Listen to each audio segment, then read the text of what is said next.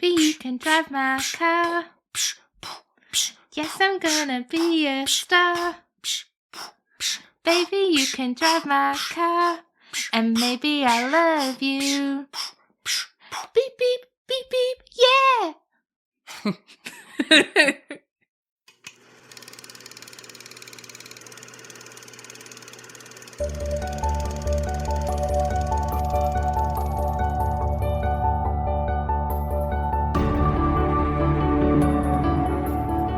Hi, I'm Sophie. Hi, I'm Paul, and we are SP Film Viewers.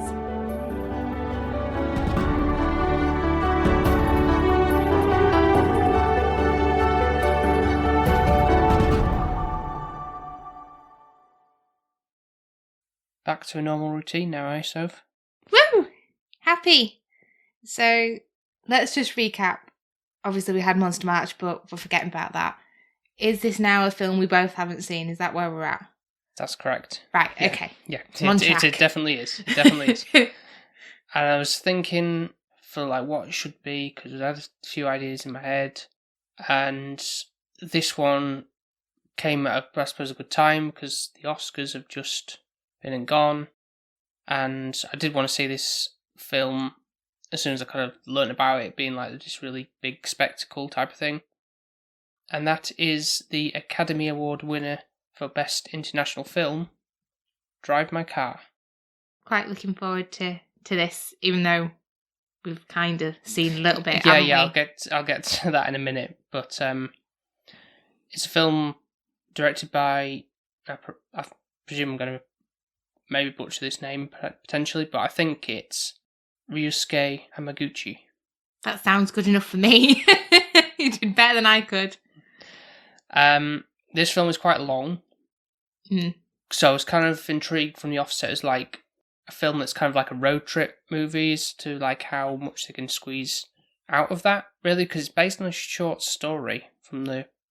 So it's sounds a bit like, like Lord of the Rings-esque kind of thing, like just stretching it out into 3 films or whatever, like The Hobbit as well. Although this is nothing compared to a film he's done prior, which I can't imagine like sitting through this. You'd have to seriously break it up.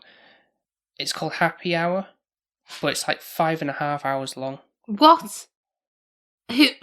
Who has the time? I know exactly. Yeah, who has the time? You need it like interval emissions in that. That's ridiculous. I've never heard a film be that long. There's films that are actually longer than that, but so as we said just a moment ago, we did kind of see some of it already. I was fortunate enough to have access to the film for free via a link that Modern Films UK sent me from filling out a form for like a online screening, basically.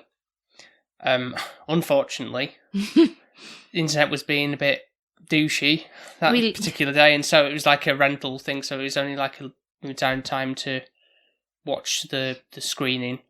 So we've made it through about what I think is a prelude anyway to the film, the actual story of where they're actually driving around in the car.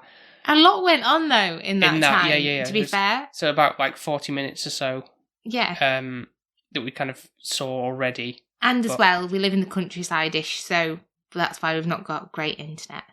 Yeah, so that's why I have so many discs sometimes, because it's just... Oh, yeah, boo-hoo-hoo, that's why.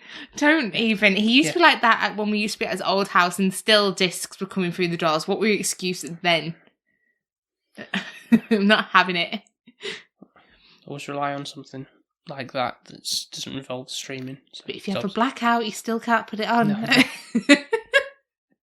Oh, I will just look at the case. So we're going to obviously do this as like a second attempt, really. So I bought it this time as not a rental purchase this time, like just outright, just digital format of it. So hopefully I'll be a bit more successful, and then we'll obviously, if it's easier to break down into bits if we need to, if time eludes us a little with the thing, so it's going to be a bit of a stretched out viewing this, I think. Definitely have like a little interval and We normally do anyway, even if the film is only an hour and a half. So it's no I like different. to have a little bit of a break in between. Yeah, I know. Admittedly, I do as well, but sadly, I don't think it would have been feasible to arrange it to go see it in the big screen anyway, really. I think it's very limited showings anyway, annoyingly. I don't think I could sit unless we were in like a really a comfy cinema. Exactly, yeah. Like sitting for 3 hours. Also the toilet, like how do you get by unless they do an interlude kind of thing? I don't think they would. You'd be missing out if you film going to the toilet. Anyway, so that's that. So we will be back shortly to give our thoughts. On the Vintage Video Podcast, we'll be reviewing every single wide release of the 1980s in chronological order. Over 250 episodes to enjoy and thousands more to come. John enters the store now to order another can of ether. I picture him outside like Homer with the gasohol. One for you, one for me. I also like to think about that the kids renew their vow not to talk about the murder by murdering someone. They're taking a blood oath with someone else's blood. This stuff is 7 times more powerful than uranium. And they open up the vault that it's contained in, not wearing any kind of protective gear. Yeah. And it's wooden crates. Wooden crates. It's like the guys in Chernobyl picking up the graphite rocks and going, nah, because they're just rocks. Hugging the elephant foot. Just like, oh, this thing's smooth. It's so warm. He turns to dial the number from the classified ad without even thinking about the numbers. We know this because we can hear his thoughts, and he's talking about how AJ was right that ninjas are misdirecting him. They're misdirecting. I really wish that he'd turn to the phone and been like, 665. No, that's two fives. Vintage Video. We're rewatching the 80s, so you don't have to. And we're back. I've got my Japanese whiskey. To suit the mood. Yeah. No cigarette though. No cigarettes. No. Don't be doing that. They do, though, publicly smoke quite a lot over in Japan. It's well known. Like, it's not really shunned upon, really, is it? No, it's pretty common to, even in bars and stuff, to be still doing that. Yeah, you've got like a designated smoking area that you can go to. Mm-hmm. So, before we get into talking about this film, obviously, there will be spoilers on this. I know I should probably say this more often in terms of the films we cover sometimes, especially newer ones. Yeah, definitely newer ones. If you, for example, the ones that I haven't seen, then The really, older ones, yeah. There's no need to say spoilers because people will, or most likely normal people will have seen it. Unless you're like me and you've been in a dark hole for God knows how long. And like I said before about how we started the film 40 minutes in, the thing kind of stopped working, and then like, right, I'll kind of get gist, and it kind of makes me intrigued to see what is coming for the next duration of the runtime. Now, starting off with the runtime itself, did you find it dragged at any point, or was it kind of just a casual straight line of coasting through? It flows very well. Yeah. I'll give it that. Does it need to be 3 hours? Not really. There's quite a bit of scenes where they're doing a lot of play script dialogue, which I don't feel like it gives me as much as I would want. So I feel like them bits could be cut down, which would reduce the length of the film, but it didn't drag either. No, I'll give it that. Because it can be quite daunting thinking, geez, why is it 3 hours? Why is it... It puts me off. I know that sounds daft. No, it would probably put most people off, to be fair. I don't have that attention span, really.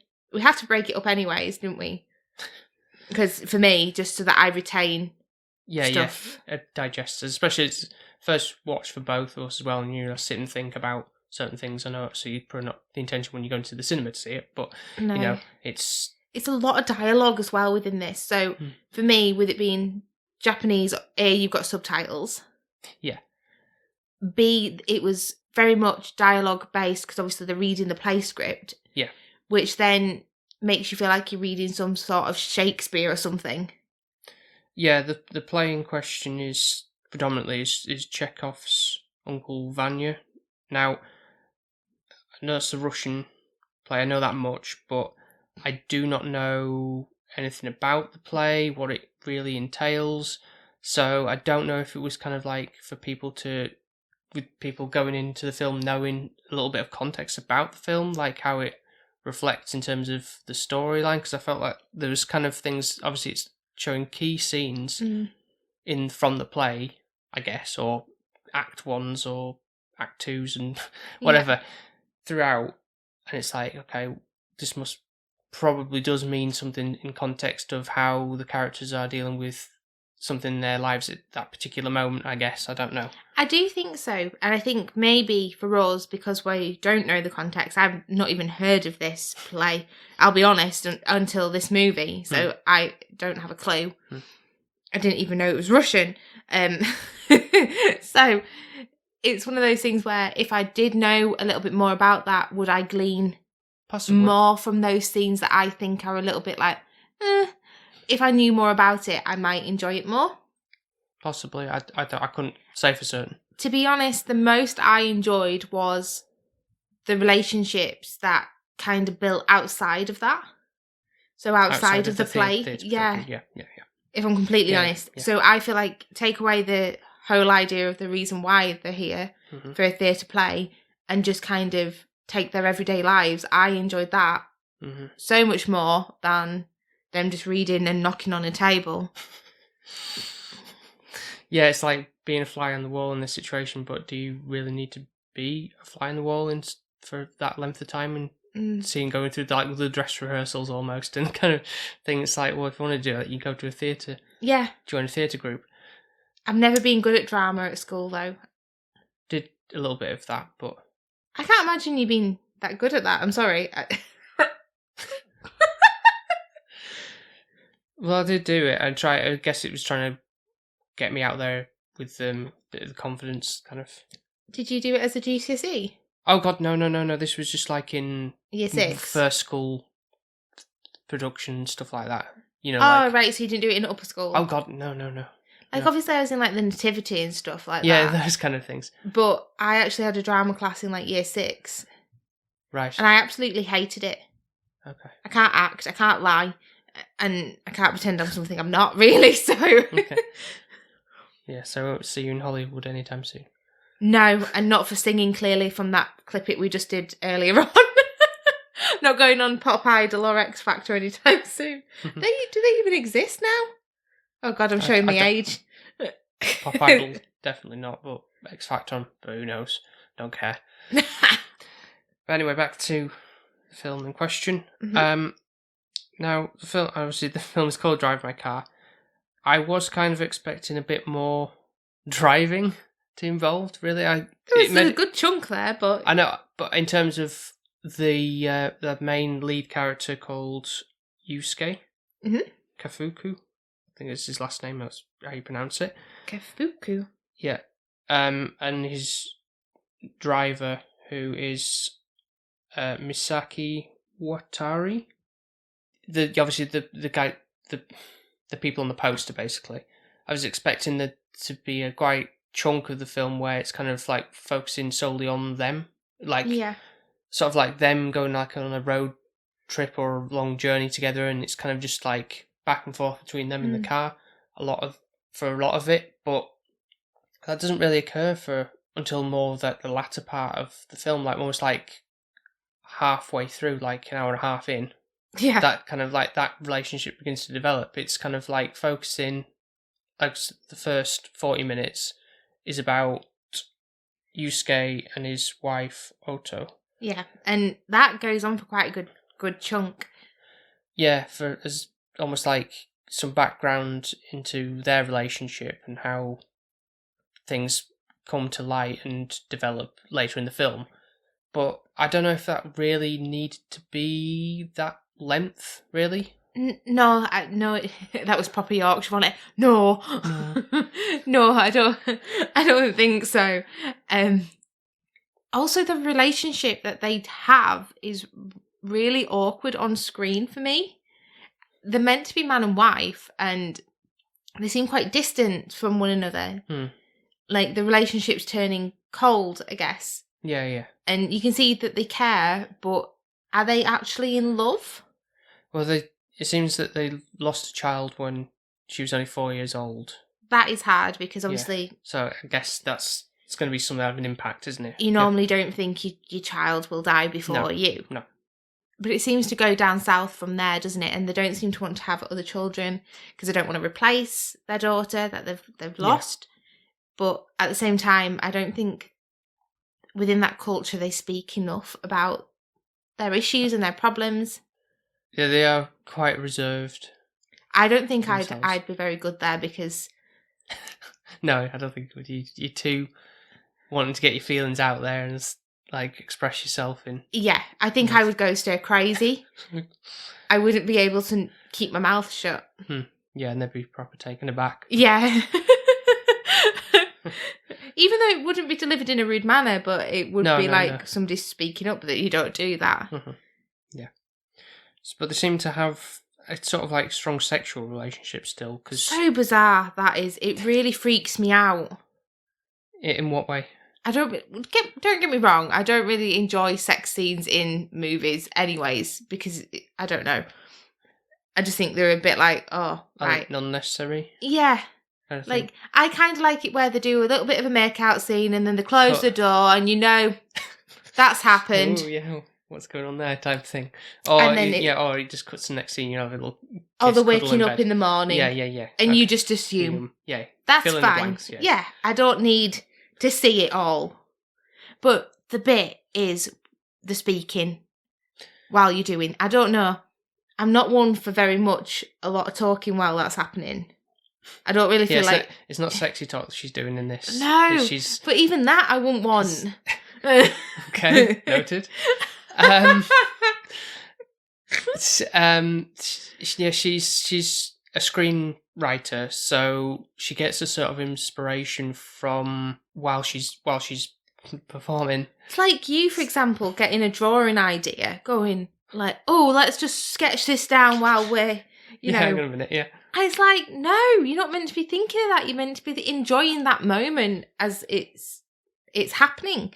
Not be thinking of, oh, well, I can write this in my screenplay, because I don't think she's actually enjoying what's going on there. They're not. No, I know what you mean. They're not kind of doing it for the right reasons.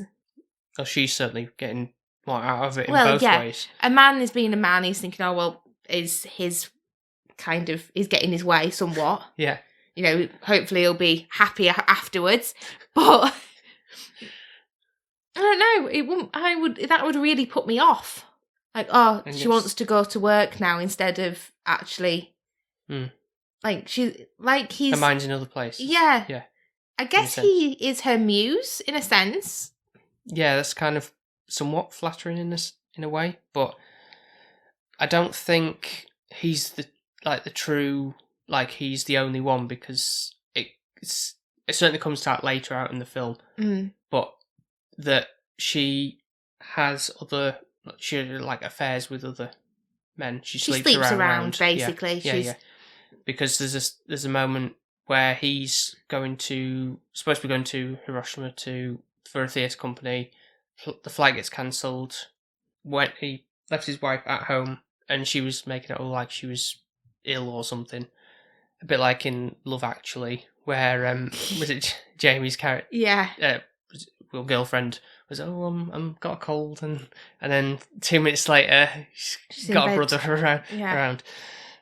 So it's a similar situation to this, where he goes back to their flat, or his flat, and she's having sex with someone. You don't get to see his back of his head, but the film implies at that point that there's a character that we're introduced to shortly before who's coming to see him at his dressing room when he's doing a play, and Oto's like, oh, this is, well, not my friend, but that something to that extent, like someone who admires you kind of thing. So I straight away got from that, like, there's something going on. Which is strange, because not meaning this in a bad way to you don't really have that insight or foresight, should I say, normally.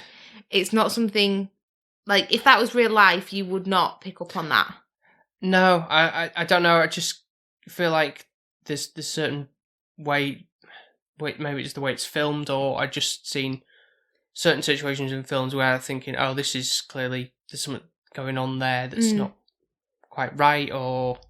Which, you 100% were right, but I didn't notice it, which is strange, because normally that would be me that would be saying that. Yeah.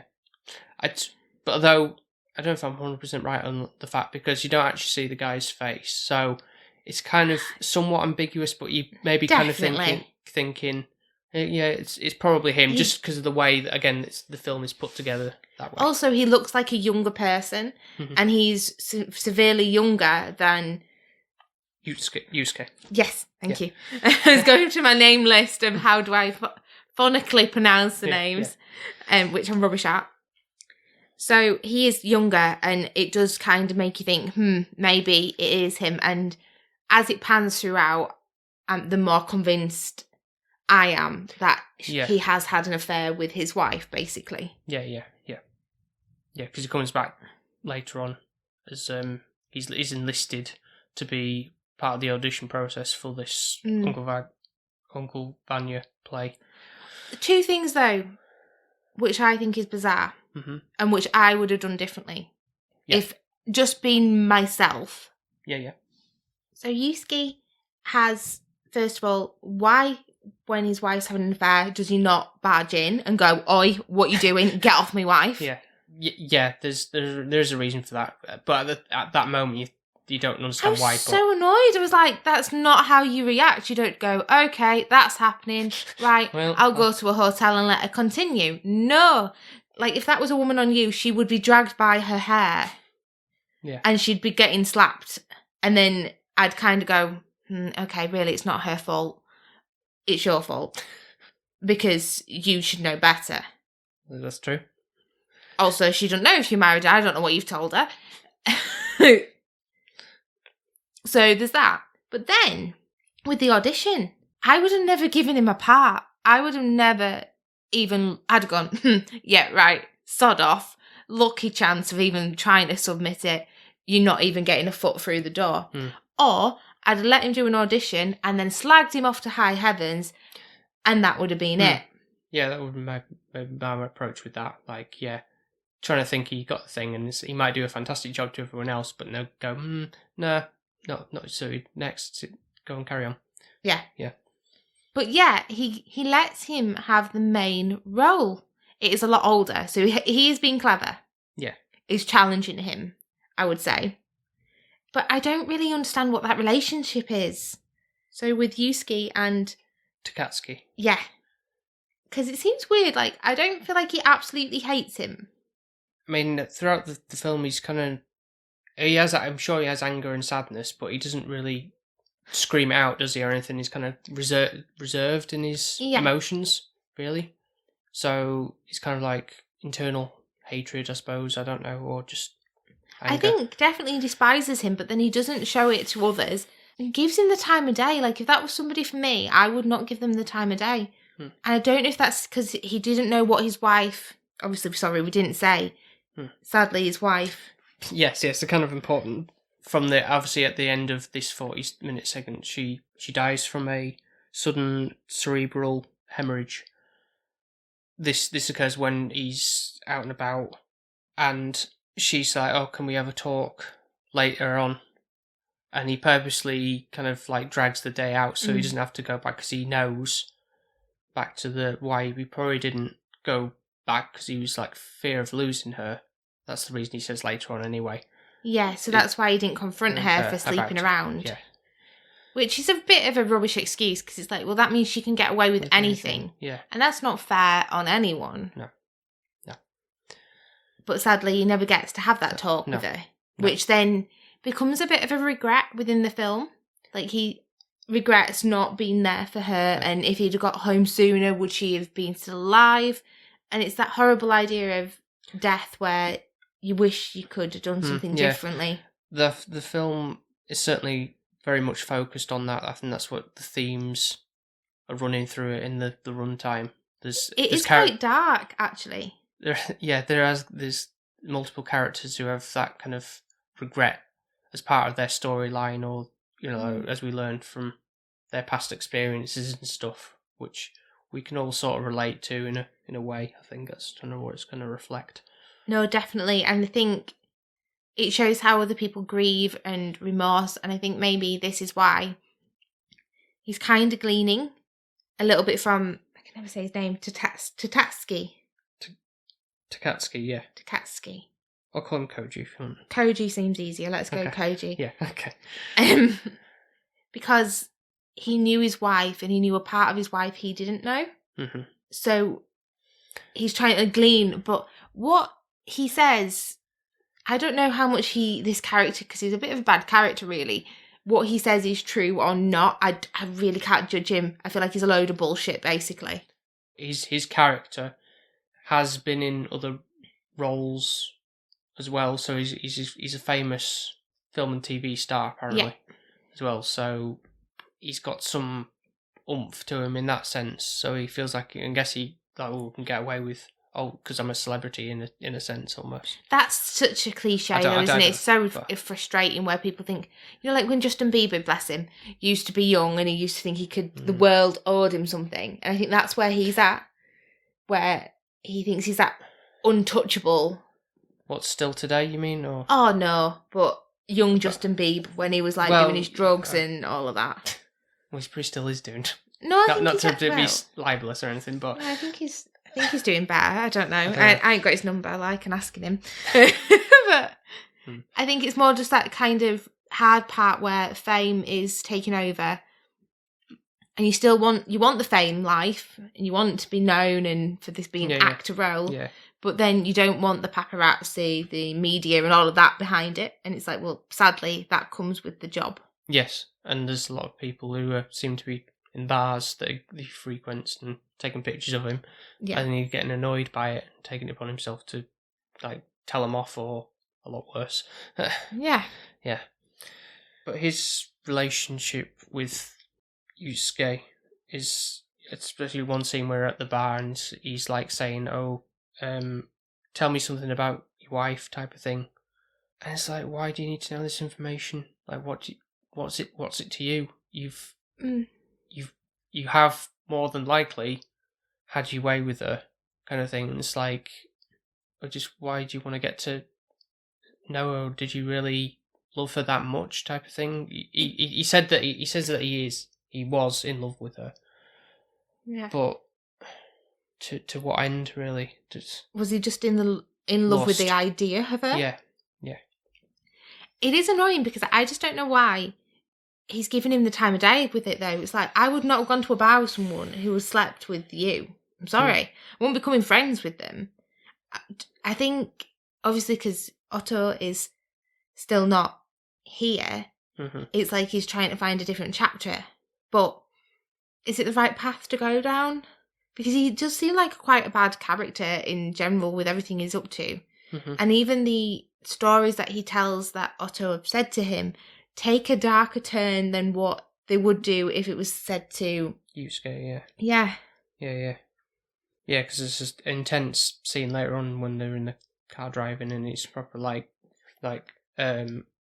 the word, reverse shot of them, obviously back and forth when he's explaining this story and how the extent of what she told him to the follow up to what he knew, and he's got tears in his eyes and everything. And he's feeling like he's opening up in a way to him about the situation, that he feels guilty of what he's done. But then a part of me thinks he's lying, because these stories weren't that dark when they were don't know discussed as man and wife.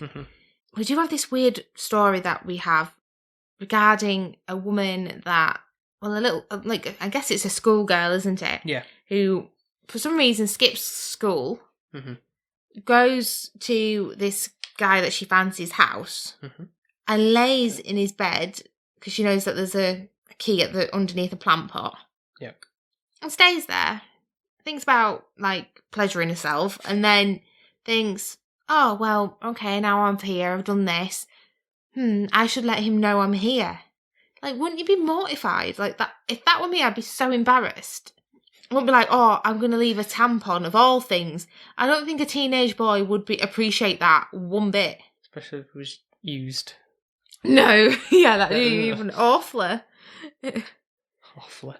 That's not a word, but fair enough if it's one that's not been used and it's in a packet still, then that's fine. But still, why would you? Kinky. I don't think that's kinky. I really don't. Maybe leaving your pants or something. No, that's kinkier. That works. All right, I see. Well, a tampon is Yeah, like, well, there's to me, nothing that means you're out of service. That's true. Yeah. So, Well, people have different fetishes and stuff, so who knows who's to say what turns them on and what doesn't. but the story gets really sour in the end, and I don't know. I don't believe if he's just making it up, or if Otto actually said that to him. I doubt that. I really doubt this character a lot. Yeah, maybe showing his inner darkness, perhaps, to the situation, because he feels like he was an intruder and into their lives. I don't know. It could all take... Every dialogue within this could take a different turn or a different path, depending on who is watching it. Yeah, absolutely, yeah. Yeah. Like, I clearly think he's had an affair with his wife, 100%. Mm-hmm. Like, that's like, yeah. However, I did think there was going to be a lot more with Misaki? Misaki? Yeah. Yes. And as main lead. Yes. That's what I was saying before. Yeah, but I didn't know if there'd be a bit of a romance, but then clearly she's a lot younger. Yeah. So, yes, thankfully it didn't go that way. Yeah. Yeah. But it seems to be a different relationship grows where we actually figure out his daughter should have been about 23 years old now, and she's that age. Yes. And I think he does become a father figure towards her, which I think is the most endearing relationship you have to say. That he's got, because again, if it was her age, that would be his daughter. So yeah, he's kind of not so much looking out for her, but he's got that kind of loose connection with her, and obviously the fact that she's driving his like precious car that doesn't seem to have any spot of dust or dirt on it at any time in the film, which I don't even know how they managed to do that. Even when it was raining, there was no like... I know, but to be fair, in Japan, it doesn't surprise me. Everything is so clean. I bet they come here and they think we're absolute garbage because there's just loads of shite on the floor and everything. Yeah. Like, even cigarette butts, they wouldn't... No, they have a little... In the film, they're showing that they had a little case that they put... they didn't finish, they put them in and then must empty out later and stuff. Yeah. We don't have that. Yeah.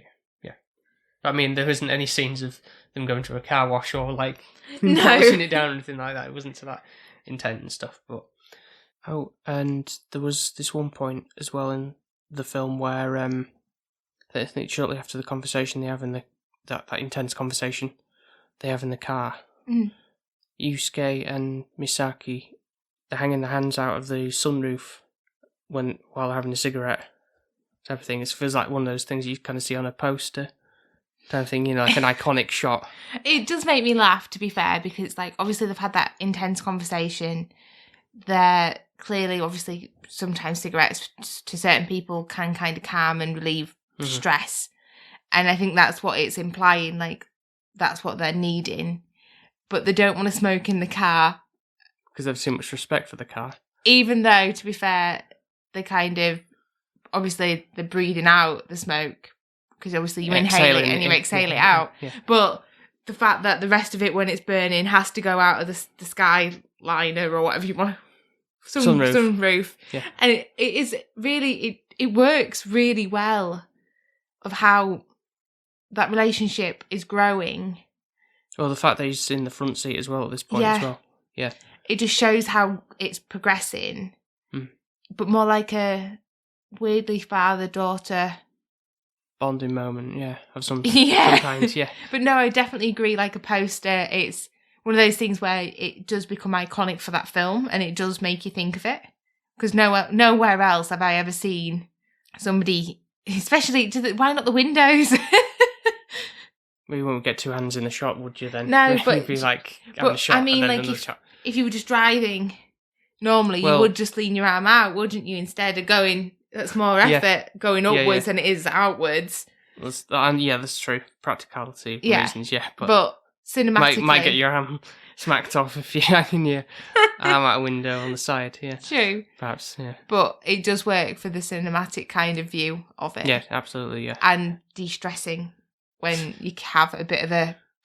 intense moment, Yeah. Yeah. But going on to Miss Gay's kind of background... So initially, he doesn't want her as his driver.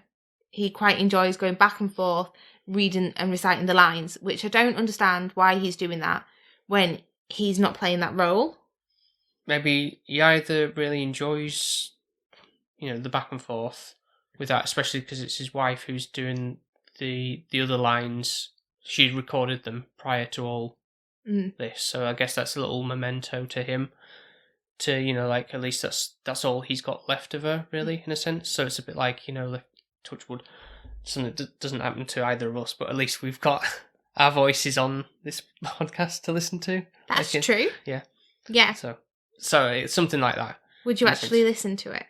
It'd be probably hard to begin with, obviously, but yeah. But at least it's a comfort to at least have hear you and not forget how your voice sounds. So or how I speak. Yeah. But cute. It's just just so that he's still kind of familiar with how the play goes and like what's to be expected of, beat by beat for the dialogue. I suppose. I don't know. I think it's a bit of both, but I think it's more the wife connection. Yes. So initially, Miss Gay and his relationship doesn't really grow because obviously she's driving him, she puts on the tape, they don't communicate. Yeah, he sits in the back initially. Yeah. Being properly chauffeured around. Yeah. It only comes to light when he does give her a compliment that actually he does think she's the best driver he's ever had. Yeah. And it does highlight why her background a little bit, which is still quite dark with how... how her story is, how she grew up. Yeah, so she's got... Her mother died when she was 18 years old. They had a landslide that kind of crashed and crumbled their home. Yeah. Luckily, she escaped. However, she didn't consider rescuing her own mother. Obviously, her mum could have got out herself, but it sounds like she had a lot of mental illness. Yeah, she said she abused her and stuff, and she had like a almost like split personality type of thing going on with a more comforting, like motherly side, but most of the time it was the abusive mother. So she did hate her. So maybe there's a bit of like resentment there to whether I should think. Although, I mean, in amongst a landslide or any kind of like disaster thing, situation of things starting to cave in, there's only so much time you have to get out anyway yourself, and it's probably not. You might be like, unless you've got like, oh well, it's clearly going to happen. Like in a few minutes, I might have a chance to do it, but I would probably think in a situation it might be like, you've just got out by the skin of your teeth yourself, and it's like that's going to come down in a minute. Or like in a few seconds. There's no way I could do anything about it. So maybe there's again a level of guilt there. Yeah, 100%. But then if it depends on where they were in the rooms, maybe she could have dragged her arm, brought her with her. But I think she didn't want her there because the amount of level of abuse she was getting wasn't worth it. So she did her mother at a bar that had to be an hour drive from where they lived, because where she lived, there was hardly anything around, was it? It was like one of those areas. In Roshimer. But it was in the countryside. Really, so anyway. So an hour drive there and back, and Miss Gay ended up being the little chauffeur for her mum. And it got to a point of where in between those gaps is when her mum would sleep. Yeah. So she had to drive really quietly and not cause any movement or any bumps, because otherwise she would get abuse or hit or kicked in the back of the seat, basically. Yeah. Which no one wants when they're trying to concentrate on driving. And I think this is when she realises that she's a really good driver, because he does compliment her. Yeah, and that's all she's known from, as long as you can remember, really, in terms of her teen going on adult life, really. And once she got out from the house being destroyed, she went and was driving garbage trucks and stuff, and that's how she kind of refined her driving skills, I guess. I think as well it's to make a living, isn't it? It's one of those things that she was the only thing she was good at. Yeah. So she does a good job of driving his car. But I really do think that relationship could go further in this story. Yeah, that's what I mean. It felt like there wasn't enough time developed between the two of them. I thought it was really going to be a lot more focused on on that, really. Yeah. Sadly, it didn't. That's a bit of a letdown. And me they in did terms have of something really good there, I think, with the characters, and that was enjoyable when they were in the car, and the scenery that you had, like there were some really nice shots of the car being driven, like round Hiroshima, and there's a lovely bridge and mountains and all of that. So I was, being a bit more finicky here, but finicky about like the scenery. I was expecting more like vast, sweeping landscapes. Really, to be obviously, I know Japan's got a lot of like cityscapes. Yes, for most parts, so that's we do see obviously getting from A to B in that kind of sense. But I would have liked to see more, like spectacular views, so to speak, when they were especially. But again, I guess I was kind of expecting something different anyway from the offset of more driving, please. But, so I guess that's why I didn't get that or see that really. But I had no problem with the story itself. It didn't like bore me or anything like that. But it didn't blow me away either. Is the long and short of that. Yeah. Unfortunately, so I don't know, because it would be Oscar hype. It's like, oh well, this is the most amazing. The critics are saying, oh, like it's fantastic, it's amazing. So this is why it intrigued me. Like, okay, well, we like Japanese cinema, of course. So I'm going to be wanted to check it out, but I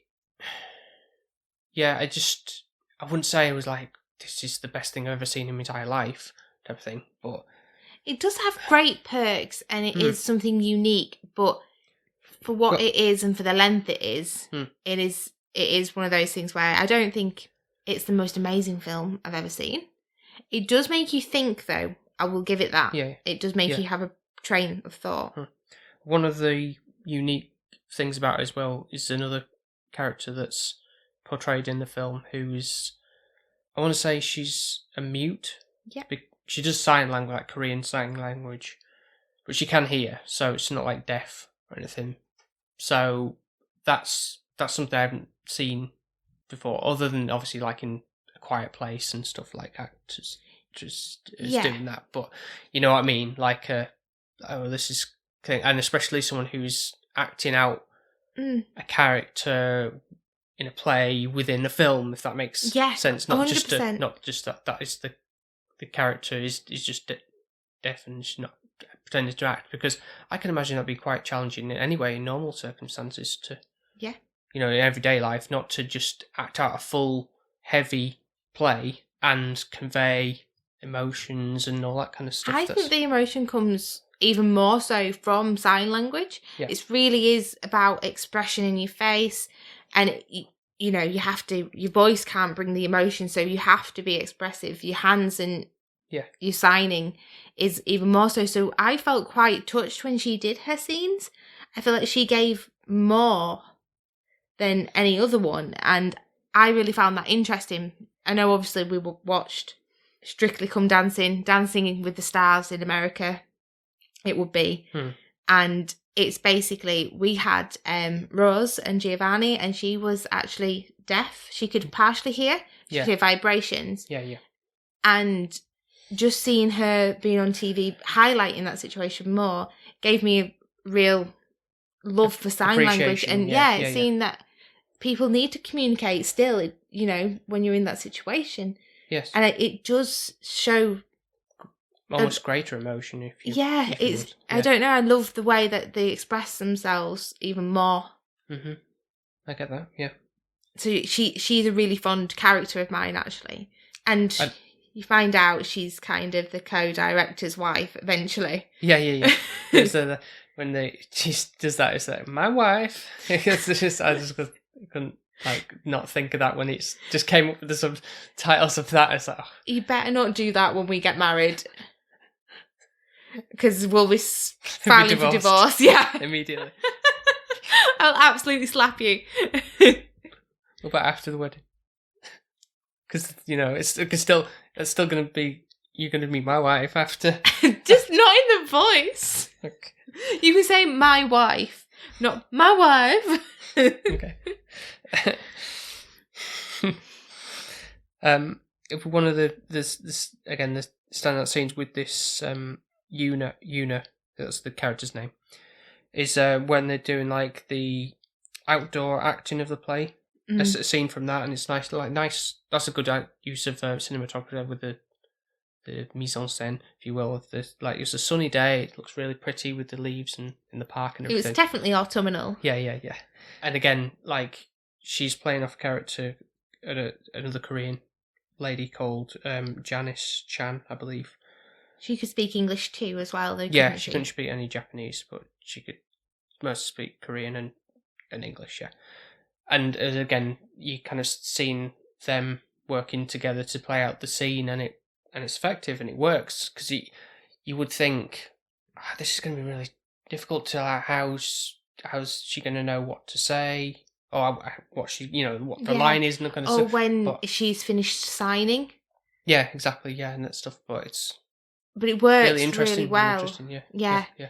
It really does, and it does portray.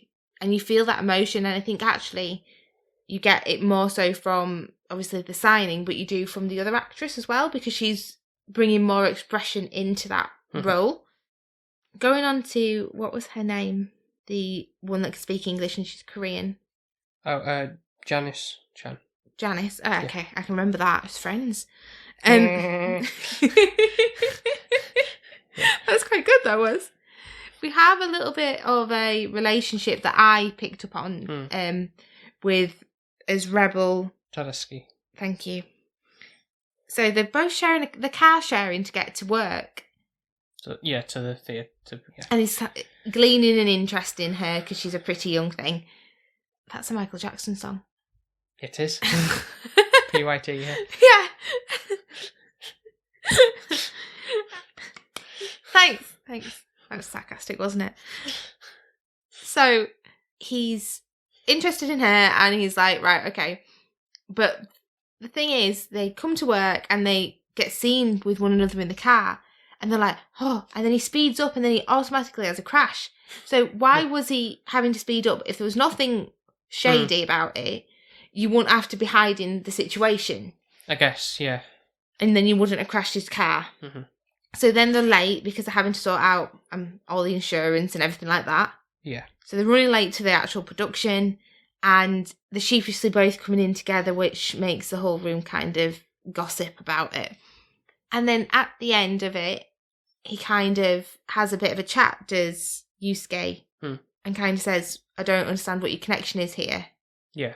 She doesn't speak Japanese, you don't speak Korean or English. What are you getting? What are you getting from it? Yeah. And blatantly, then... It's more physical. Yeah. Yeah. Because it can't be anything else, can it? No. Language of love. And it just shows what this character really is like. He's just a ladies' man. Well, do you think he is? No. I won't go near him with a 10-foot parch ball. He looks like some out. He's a bit of a beanpole, but he looks like some who would be in like a boy band. Basically. Yeah, 100%. He's got that hair, hasn't he? Yeah. But later on, he gets arrested because, again, he can't control his anger with the paparazzi. Well, you know what I mean? Like a person just take a picture on the cell phone, just a passerby in the bar. Again, he assaulted him, and then he gets arrested for that, and I think manslaughter as well, because the person who gets the injuries ends up dead in hospital. So there's that. So he's taken off the theatre production basically because he's jailed away. And then the news report later on, when Misaki and Yusuke are going to visit her hometown and they're going on the ferry. Yeah. There's a news report talking about the incident with Tadasuke, saying about an incident with a minor. So I don't know if that was in relation to Janice or there was an incident before that. This all happened. That's why he was kind of doing this theatre production, like he was covering something up or something. Yeah, it's interesting. Not being such a big hit on TV anymore or something. And yeah, I don't know.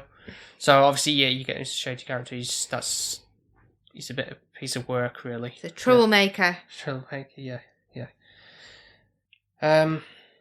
But going back to the actually more to the back end now with Misaki going to visit her hometown because he's wanting some time to think about whether he should be taking on the lead role now, otherwise the theatre production gets completely cancelled. So I didn't know how this was going to pan out, but I thought those were the two options. But you thought of something completely different. I was thinking some totally way off mark. And I think it was a bit of a stupid fantasy world where this will make it maybe. But I'm not saying like more interesting. Not mean in a bad way, but I'm just meaning like this is like an odd twist or something. Put a spin on it, yeah. Yeah, spin it. Where because she was waiting around. Or she was hanging around the car at this point anyway, and when this news was given to him from the other theatre people, and I thought, certainly not at that moment, she wasn't going to just jump in and say this, but because the fact that she'd been listening to his tape as she's been driving him around this whole time, she would have picked up on pretty much the entire play out and what the lines are and all that kind of stuff, and that somehow she'd be like, "Oh, I'll fill in the role," and be like a progressive. More interesting, to be fair, because maybe I'm just. Also, it would have been a woman in a man's role. Yeah. But no, sadly, that is not how it progresses. He obviously just carries on and takes on the role. Maybe I'm just thinking of it too head in the clouds type of way, like in a fandangled way of, not keeping it straight and narrow like it or playing it safe. I don't know, but it's just. In my head, I thought that's a way that could have maybe gone, but they maybe have been too silly. I don't know. No, I think it'd have worked really well because at the way that this ends, I don't know if Yatsuki is okay because he said he didn't want to do this role because of the burden that this character can put on you and how dark the role is. Because he had a moment before that's what again went back to see his wife before he found her dead in the apartment.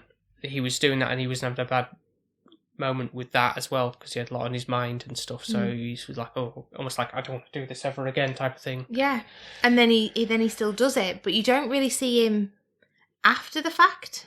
After the play. No. So that makes you think, well, did he die? Or is he okay? God, no, I don't think that at all. I think do you not? No.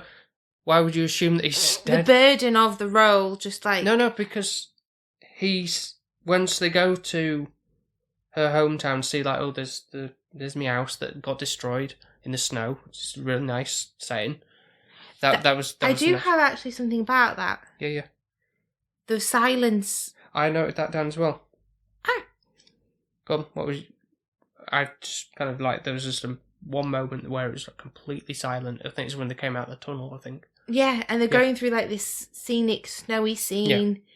And it was like, well, first of all, there will definitely be noise because the car is going through snow. Yes. So there would be sound, but it just makes it feel more poignant. And it's like, you really notice the silence. Yeah. I don't know what you had down, but I... No, where is it now? Snowy at the destination, silent for a moment. And it's kind of like, again, a poignant kind of thing. Like they've come from the bright lights of the tunnel and into the brightness of the snow that's out. Reminded me a bit of The Shining. Really? The silency kind of... Stillness of... Yeah. If I could airbrush out some bits in the other shots that they had, tied him up. It was nice where the contrast of that again, like the sky and they're standing on the hill looking down at the wreckage and stuff. Yeah.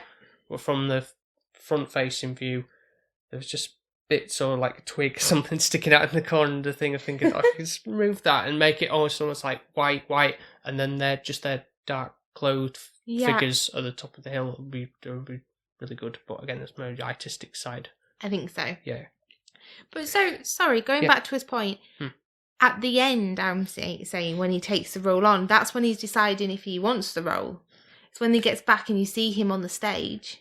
Yeah, but further back, just a moment as well, just before that, because he is admitting to her that they've both, in quotations, killed their significant others because it's like, if he had come home early, would things have been different? Would he be able to just, not necessarily stop the hemorrhage or like, get an ambulance to In time. him and stuff and that, like, but he was too worried about losing her, but he kind of lost her anyway. And she's, like I say, like, about her mother, we said before. But he kind of comes to the conclusion, because he has like a breakdown and they have like a hug out about it, like, and he's like, I wish I could speak to her now and say, like, miss her, but also, why did you do what you did, and kind of thing. Yeah. And it's like, again, heavy regret, and he kind of has a breakdown. And she kind of, like, is giving him a hug. And he says, like, oh, we must keep living on. And it's kind of just... Consoles him, doesn't she, I guess. Yeah. So hopefully he doesn't die then. Yeah, so he kind of pushes on and perseveres, and kind of that's the point for him, so that is his reflection of, well, life is to be lived, and now just carry on. There's no point in dwelling on the past. And regretting It's the breaking anything. point for them. But then the scene ends, it goes black after the play. Yes. And then you think, is it going to end there? Is that it? And it comes back to Mizaki, and she's in his car. She's driving his car. Yeah. But he's nowhere to be seen. He's not in the back. And it's like, what, so has he died and he's let her have it? Or okay, sorry. Is that what you meant? Right. Yeah. Right. Or is it a case of he's doing it like a father thing, going, here, I'm giving you my car? Because she said she drives it how she thinks it's been looked after. I think in that sense, it probably is a case of he's giving it to her because he's kind of like, that's from the past. Again, like he's pushing the past. Yeah. So again, like they don't need the tape anymore. That kind of thing. Like it's a gift to you. You obviously know how to take care of it and everything. It's yours, kind of thing. And that's that. I don't think he's passed it on in his will or anything like that. I think it's just a kind gesture for him to move on with his life. And yeah. I like that. That makes more sense. There's more clarity. So how do you feel like the ending works? Because obviously you just kind of see her in the car driving down a scenic route and then stopping off at a convenient store. Yeah. I guess it kind of works. But she had a dog in the car as well. And there was only one other instance where she's having a meal with Yuna and her husband in the thing, and there's a dog in that house. Yeah. So that's the only connection with that. So, but then if she's driving around all day for people, then it's not really fair unless she can bring a dog with her. Having a dog. But then people do that, don't they? They get dogs and then they can't look after him. I guess, yeah. But I think it's... I don't know if I would have preferred it if it would just ended with the fade to black and the end of the play kind of thing. Yeah, you like stuff like that, don't you? What? More ambiguous endings. Yeah. Well, do you not think that this other one with this extra bit was ambiguous? Like, what? Because you like what happened to him kind of thing. And well, yeah. where's she going kind of thing. Yeah, there's that too. The whole thing leaves me with questions, to be fair, because it's all of a what if, really. Yes. It makes you go down all little different rabbit holes. It does. It's a bit of a thinker, is all I'll say overall. In a good way, but honestly, could have been a bit shorter, I guess. Really didn't need to delve in too much into the theatre. But you do get a lot of the going in fly on the wall situation with the theatre. So if you like going over the lines and stuff. Yeah, if you like theatre plays or you want to be in... Or you like Uncle Vanya in particular, then this is the film for you. Most certainly. I will say, though, last year did the Oscars... Was it last year or the year before? It was Parasite in the Oscars? Oh, no, it must have been 2019 or something like that. Yeah, no, it definitely was. The only thing I can think of this reminds me of a little bit in terms of like how, this high praise, but I feel like I got less from was when we watched it is Nomadland. Have we watched it? Yeah, see, that must have been impactful. Film. I don't remember any of this. Is it Japanese? No, it was. I'd say Frances McDormand, but you won't. No, don't have a clue. No, you won't remember. There was the lady from Fargo. Yeah. What about her? She was the lead role in it, and she was, and she was working for Amazon and stuff, wasn't she? Oh, yeah. Okay, got it. I've got it. Yeah, and she was living up in like caravan sites. I've heard that one. Yeah. Yes. Now you remember. Now I remember it. This is what's going to happen with this film. This is what's going to happen, probably, because it's 3 hours too long and my brain can't retain all of that. So you actually, which one did you prefer? This one? Yeah, I think there was a lot more to digest with 100%, this. and I think that's why I prefer the other one, just because it's black and white, I get it. Whereas this one, there's like so much that I'm an overthinker. I don't need to have the opportunity to think. Yeah. Really, because mine will go, oh, well, what about this? You know, one of those little spidergrams when you're at school? I can spike off there, then spike off here, and go, I can have a full bloody spider web that Spider-Man can sit in. By the time I'm done with scenarios of what could and could not happen, so I just prefer somebody to tell me. Okay. Tell it to me straight, man. Yeah. Yeah. So I don't like thinking a lot, but if you like thinking a lot, then this film's for you. Yeah. With a poignant edge to it. Yeah, definitely. Yeah. I will say, though, one thing we didn't kind of pick up on, really enjoyed kind of it being in Hiroshima, the bit of background. Obviously, it brought up the Peace Memorial Centre, and the atomic bomb, all of that. So that was within there. Luckily, we have actually been to the Peace Centre Museum as well.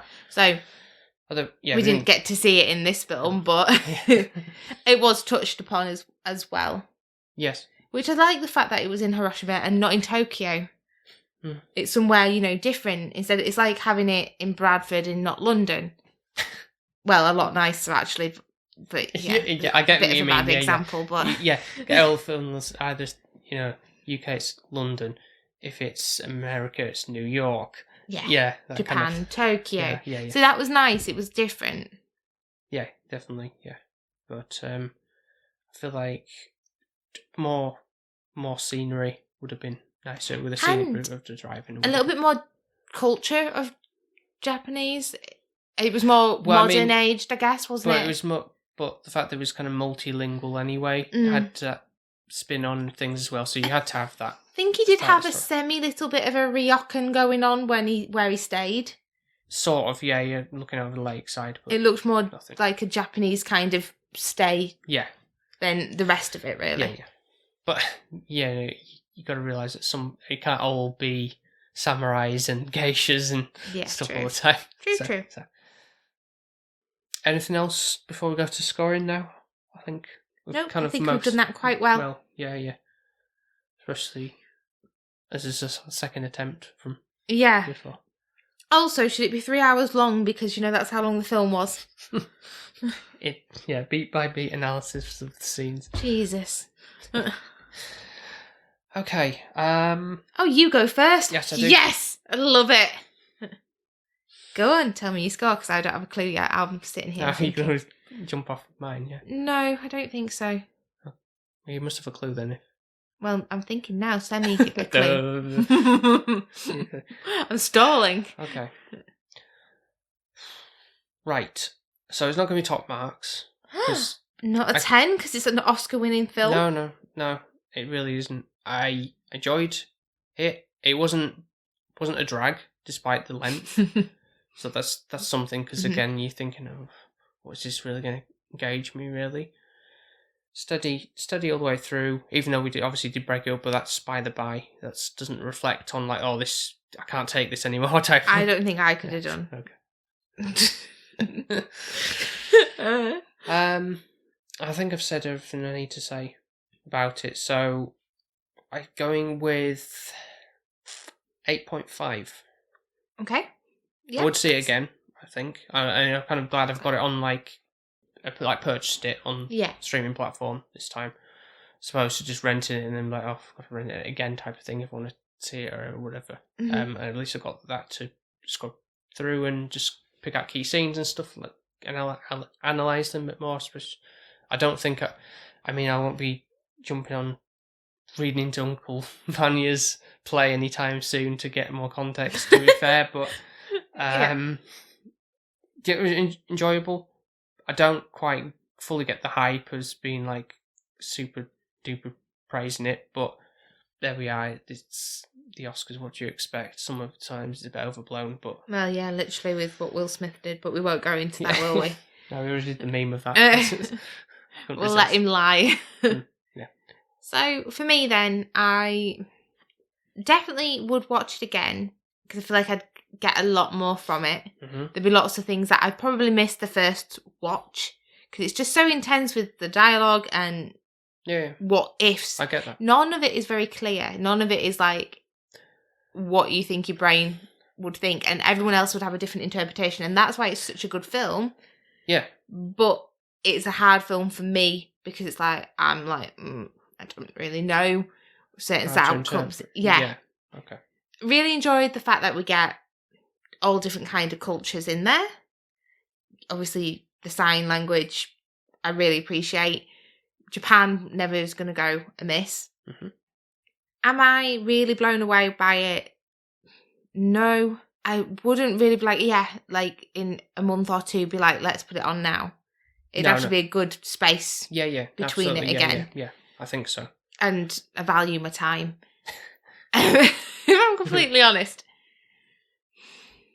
For me, I would want more of the driving, like you said, and that relationship to blossom more so quicklier than it does half an hour in. Mm-hmm. I think I can't give it any higher than a 7. I know that sounds really low, like middle for diddle, but it's just... Okay.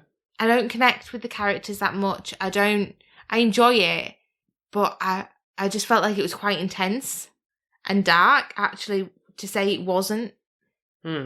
That's how it came across for me. Like, there was a lot of death and darkness and regret, and it kind of felt, even though when it ended, it wasn't like on a really, really light-ish. Super positive. You mean the film didn't put you on a downer, but it kind of just had like this black cloud hanging over it kind of thing a little bit, but not overly like, oh, this is so depressing. Not as bad as that one when he comes out of the suitcase. Like, Old Boy. Yeah, where it makes your mind feel absolutely blown, like, what the hell have I just watched? Yeah, that is intense in a different way. And, but that's completely different kettle of fish. But this one's like a bit of a downer just because it's like, it's obviously touching raw subjects of... Yeah, in real life subjects as well, yeah.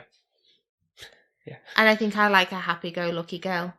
That's who I am. I like a little bit of a happy ending, and obviously it wasn't unhappy. It was like an alright ending, but still left you with loads of questions, which is great. Because it opens up to interpretations and people have different views, like you said.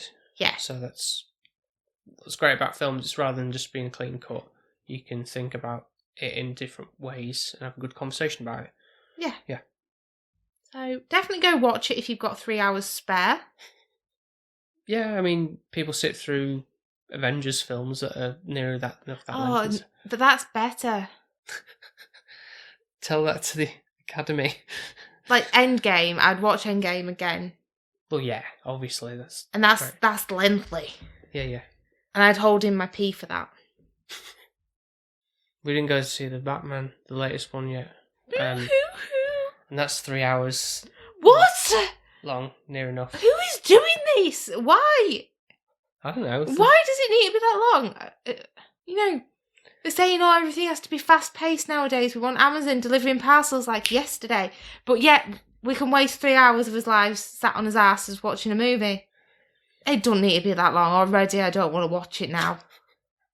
See, it puts me off. Like, why? I don't know. There must be a reason. What, does he become a vampire / bat? I don't think so.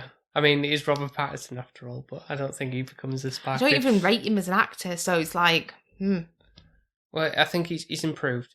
Like Matthew McConaughey as well. He's one of those that was, like he just did the rom-com stuff and he was a bit of a joke, and now he's a bit more Is he the one that needs to punch his nose back into place? No, it's Owen Wilson. Oh, okay.